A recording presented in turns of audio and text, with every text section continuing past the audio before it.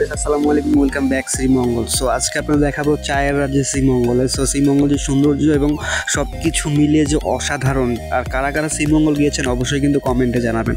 So let's go, Sreemangal দেখার জন্য অপেক্ষা না করে জাস্ট খালি ভিডিওতে নিয়ে যাই। আপনারা জাস্ট খালি চোখ দিয়ে অনুভব করুন আর দেখুন কতটা সুন্দর। এইটা শেষে যখন একদম প্রাঙ্গণ রিসোর্টে আসলাম, এটা তো আসলে বাংলাদেশে ভাইরাল একটা রিসোর্ট। সো হয়তোবা অনেকেই মনে করেন এটা ইউরোপের কোনো জায়গা, আসলে এটা আমাদের শ্রীমঙ্গলে খুব সুন্দর একটা রিসোর্ট, প্রাঙ্গণ রিসোর্ট। আসলে ভিতরটা খুব অসাধারণ এবং খুব ভালো লেগেছে।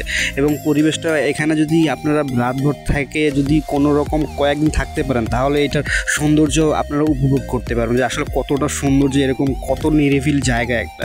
বিশেষ করে আমার খুব ভালো লেগেছে। আর আপনাদের কেমন লাগবে অবশ্যই কিন্তু কমেন্টে জানাবেন। এইটা শেষে যখন পাইনবনে আসলাম, হরিণছড়া শ্রীমঙ্গলের, সো এইটা কিন্তু বিখ্যাত একটা জায়গা পাইনবন। সো বাংলাদেশে একমাত্র জায়গা যেখানে পাইন গাছ পাওয়া যায়, এই সেই পাইনবন। সো আপনাদের যারা না গিয়েছেন বা দেখেননি তারা আজকালই জাস্ট ভিডিওটা দেখুন, আপনাদের অবশ্যই ভালো লাগবে। আর বিশেষ করে আপনারা যারা এসব জায়গা জাননি তারা কিন্তু অবশ্যই একবার হলেও জীবনে যাবেন, তাহলে হয়তো বা সৌন্দর্য এবং কতটা যে নিরিবিলি ফিল সেটা অনুভব করতে পারেন। তো থ্যাংক ইউ ভিডিও দেখার জন্য।